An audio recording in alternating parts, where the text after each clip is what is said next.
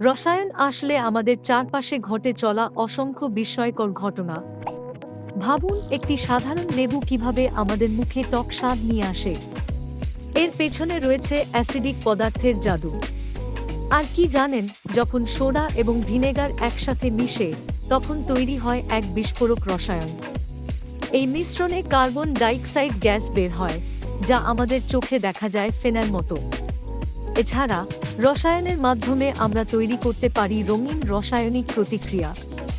যেমন একটি সাধারণ রঙিন কাগজে যদি আমরা কিছু বিশেষ রাসায়নিক পদার্থ প্রয়োগ করি, তাহলে তা রং পরিবর্তন করে।